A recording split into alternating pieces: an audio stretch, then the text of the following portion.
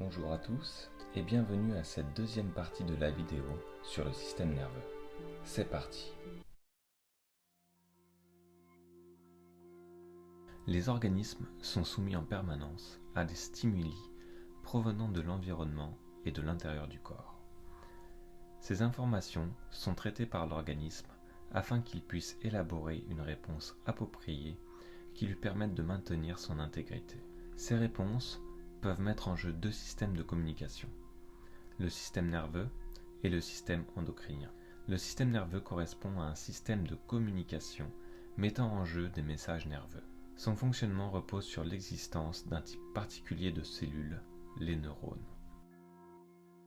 La transmission et la propagation des messages nerveux est très rapide par rapport aux réponses hormonales engendrées par le système endocrinien. Le fonctionnement du système nerveux est conditionné génétiquement et par l'apprentissage.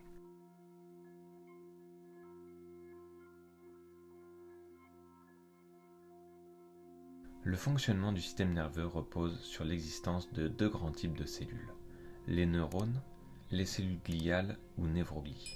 Le système nerveux d'un homme adulte comprend environ 100 milliards de neurones. Ces cellules sont caractérisées notamment par le fait d'être excitables, fortement différenciées, post-mitotiques, exclusivement glucodépendantes, dotées potentiellement d'une très longue durée de vie. Au niveau du neurone, des neurites, c'est-à-dire des prolongements cytoplasmiques émergents des corps cellulaires, il en existe deux types. Les axones, qui sont des prolongements cytoplasmiques de grande taille. Les dendrites, qui sont des prolongements plus fins et plus courts, caractérisés par leur ramification. Classiquement, un neurone multipolaire possède un axone et peut posséder jusqu'à plusieurs milliers de neurites. Les dendrites sont souvent très ramifiées dès leurs origines. Elles forment avec le corps cellulaire le pôle récepteur de la cellule et conduisent des potentiels électriques en direction des corps cellulaires dont elles dépendent.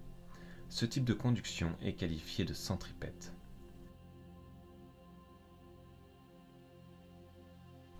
L'hexaxone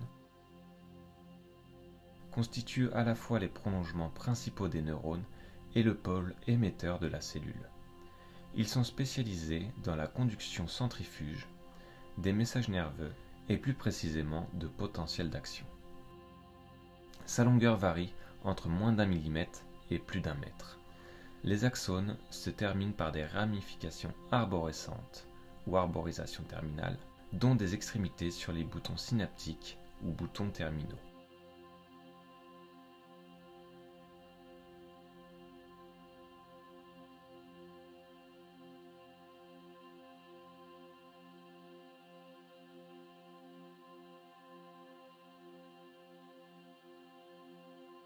Les neurones sont des cellules excitables.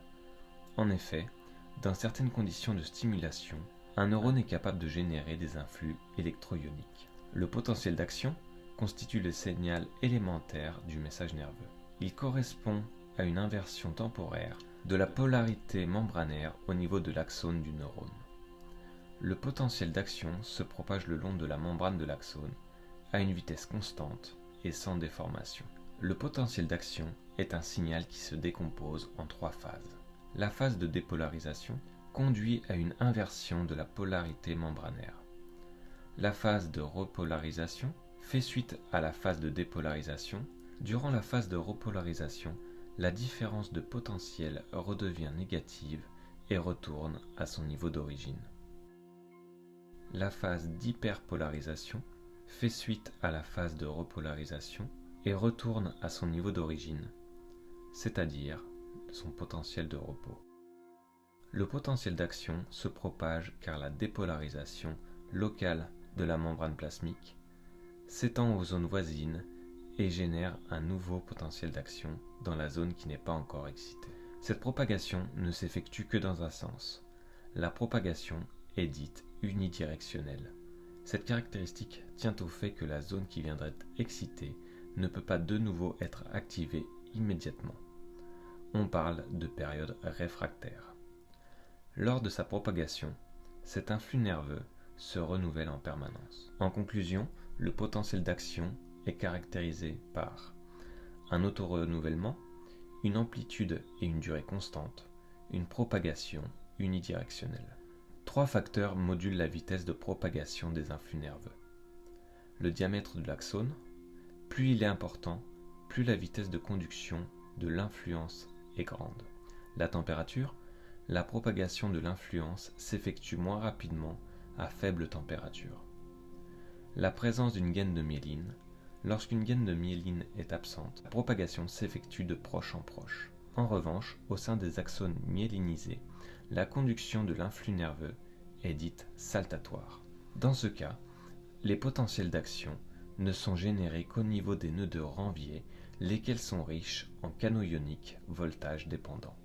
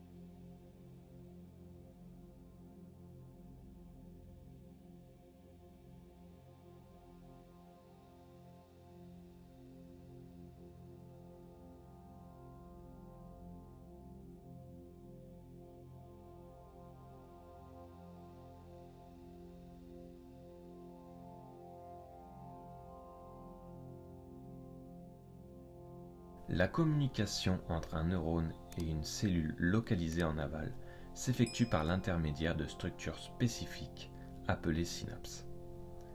Le fonctionnement d'une synapse chimique implique un neuromédiateur ou neurotransmetteur qui assure la transmission d'un signal de la cellule émettrice présynaptique à une cellule réceptrice postsynaptique.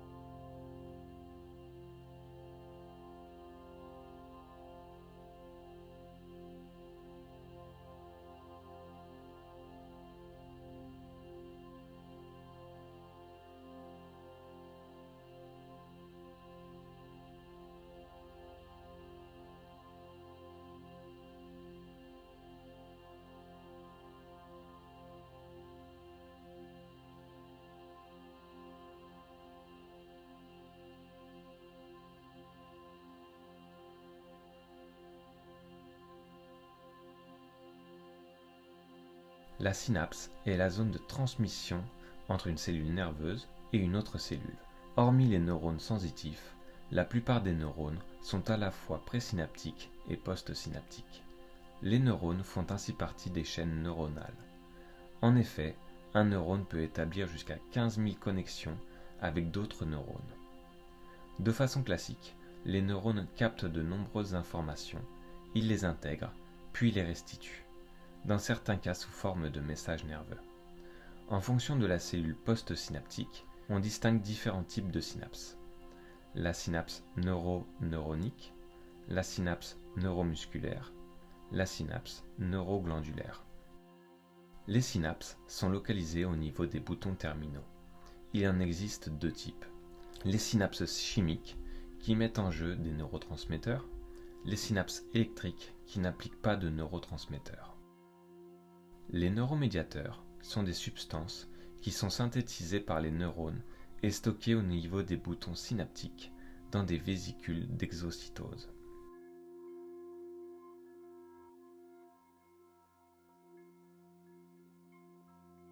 Leur libération entraîne une modification de la polarité électrique de la membrane postsynaptique. Il existe plus de 100 neuromédiateurs ayant des natures très diverses. Par exemple, l'acétylcholine est un dérivé d'acide aminé. Ce neuromédiateur est le neurotransmetteur des synapses neuromusculaires ainsi que celui de très nombreuses synapses neuroneuroniques.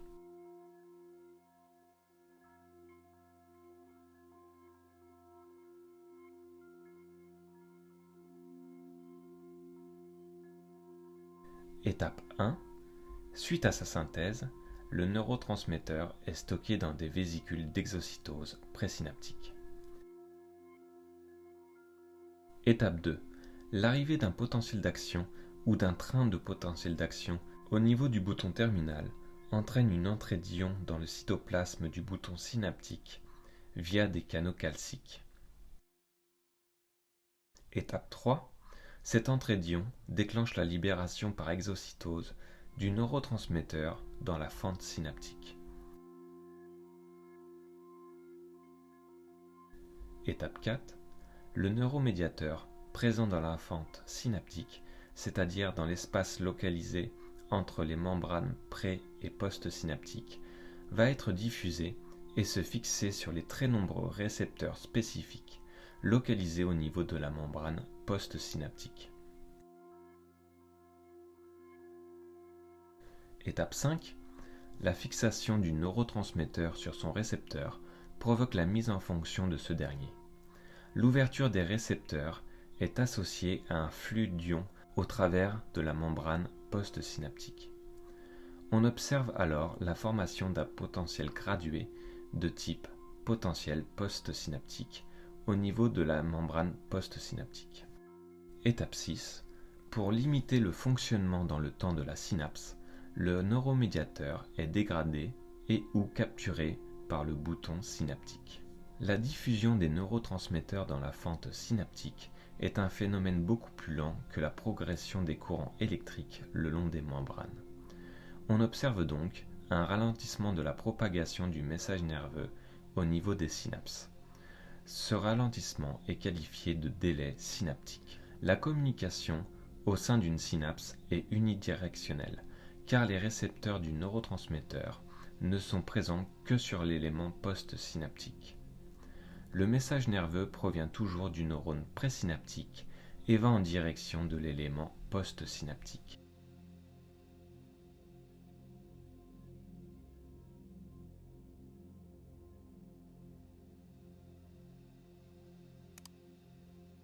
Lorsque le potentiel post-synaptique arrive au seuil d'excitation, il y a obligatoirement un potentiel d'action. Au niveau du neurone post-synaptique, des signaux électriques sont générés au niveau des dendrites et parfois au niveau du soma suite au fonctionnement de la synapse. Ces signaux sont des potentiels gradués qui, contrairement aux potentiels d'action, ont une amplitude proportionnelle à l'intensité de la stimulation. Ces signaux sont dits graduables. Il existe deux types de potentiels gradués. Ceux qui correspondent à une dépolarisation, ceux qui correspondent à une hyperpolarisation. En fonction de leur nature, les potentiels gradués peuvent avoir plusieurs noms. En effet, au niveau des interneurones et des motoneurones, les potentiels gradués se forment au niveau des jonctions synaptiques entre les neurones et portent le nom de potentiel post-synaptique. Il en existe deux types. Les potentiels post-synaptiques inhibiteurs, il s'agit d'hyperpolarisation. Les potentiels post-synaptiques excitateurs, il s'agit de dépolarisation. Ce n'est pas la nature du neurotransmetteur qui détermine si un potentiel post-synaptique excitateur ou inhibiteur va apparaître, mais c'est le récepteur de la membrane post-synaptique.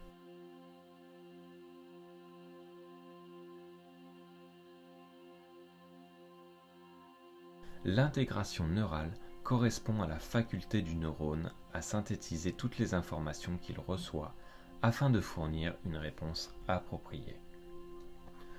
Au niveau du neurone, les nombreux potentiels post-synaptiques qui ont été générés dans les zones dendritiques ou au niveau du soma se déplace en direction du segment initial ou zone gâchette. À ce niveau, une sommation algébrique de ces différents courants a lieu.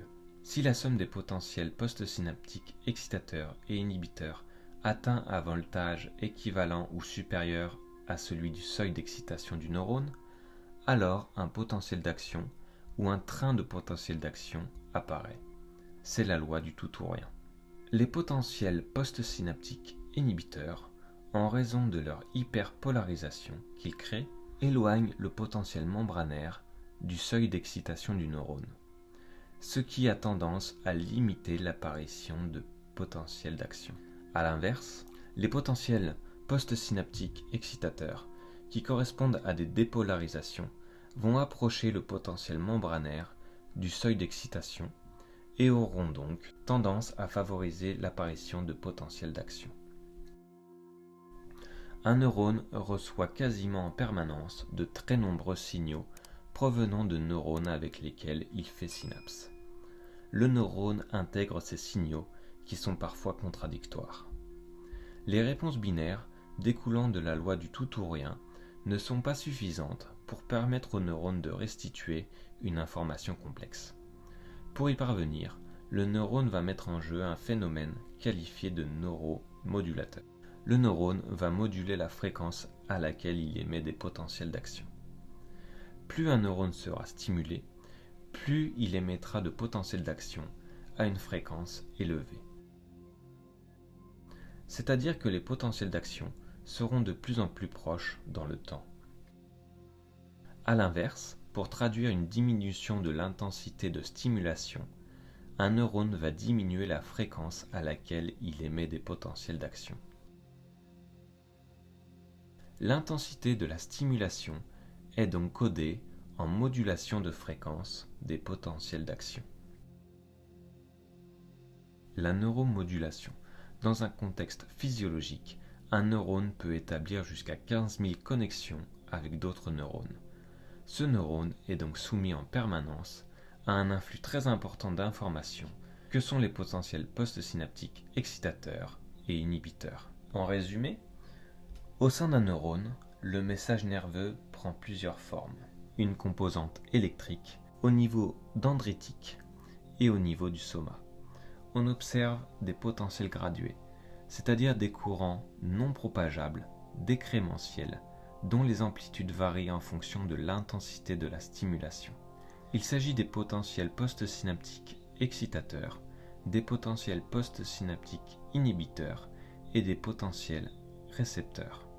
Ces potentiels sont codés en amplitude.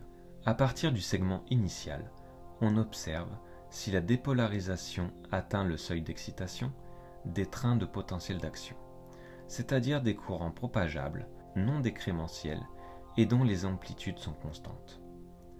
En fonction de l'intensité de stimulation, c'est la fréquence à laquelle ils sont émis qui varie. Une composante chimique, au niveau de la synapse, on observe une libération de neuromédiateurs.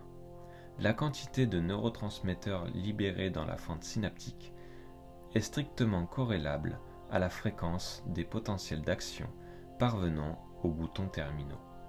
Ce message chimique est codé en amplitude ou en concentration de neuromédiateurs libérés.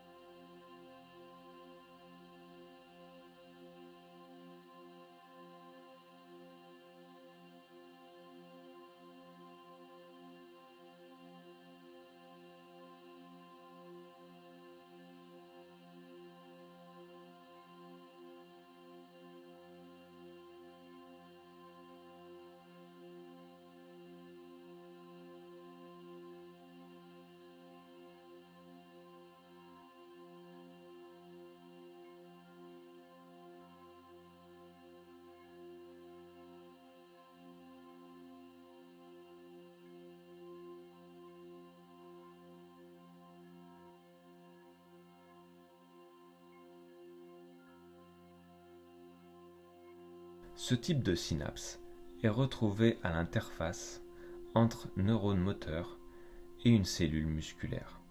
Le fonctionnement de ces synapses est globalement identique à celui observé au niveau des synapses neuroneuroniques. Ces synapses chimiques portent le nom de plaques motrices. Dans les muscles striés squelettiques, un potentiel d'action qui arrive à la jonction neuromusculaire provoque une exocytose d'acétylcholine. Au niveau de la membrane postsynaptique, des récepteurs de l'acétylcholine correspondent à des canaux ioniques qui s'ouvrent lorsque 2 molécules d'acétylcholine s'y fixent. Cette fixation se traduit par une entrée d'ions dans la cellule, à l'origine d'une modification de la polarité membranaire postsynaptique. Un potentiel gradué de type potentiel postsynaptique excitateur, qualifié de potentiel de plaque motrice, va se former. Celui-ci va induire systématiquement la formation d'un potentiel d'action musculaire dans la cellule musculaire postsynaptique. Ainsi, ce type de synapse est dite au coup par coup, car un potentiel d'action nerveux entraîne toujours in vivo l'apparition d'un potentiel d'action musculaire. Ce fonctionnement distingue la synapse neuromusculaire des synapses neuroneuroniques. Un potentiel d'action musculaire entraîne une contraction minimale qualifiée de contraction élémentaire. Si les potentiels d'action musculaire sont séparés de façon appropriée dans le temps, chacun produira une contraction élémentaire. Il s'agit d'un fonctionnement au coup par coup. Si les potentiels d'action musculaire sont conduits à un rythme rapide, il y aura addition des contractions élémentaires en raison du fait que les filaments ne sont pas complètement revenus à l'état de repos initial. Les contractions élémentaires s'additionnent et la tension créée par la fibre musculaire augmente et devient continue. Une fibre musculaire individuelle peut donc répondre graduellement à des niveaux accrus de stimulation, produits par un motoneurone. Si le niveau de stimulation est très important, la tension produite par le système contractile est alors maximale, c'est la tétanie. La plaque motrice est le lieu de rencontre entre un motoneurone et un myocyte. Généralement, un motoneurone est relié à plusieurs fibres musculaires. Ainsi, on qualifie d'unité motrice les quelques dizaines de cellules musculaires dispersées dans le muscle et innervées par le même axone cholinergique. La stimulation du motoneurone ou neurone présynaptique excite simultanément toutes les cellules musculaires de l'unité motrice correspondante qui se contractent alors. Lorsqu'un muscle doit réaliser un travail très précis, par exemple le muscle de la main, il doit alors contenir beaucoup d'unités motrices afin que le degré de contraction du muscle soit finalement modulable et contrôlable. Dans ce cas, on observe qu'il y a peu de fibres musculaires par unité motrice, mais beaucoup d'unités motrices.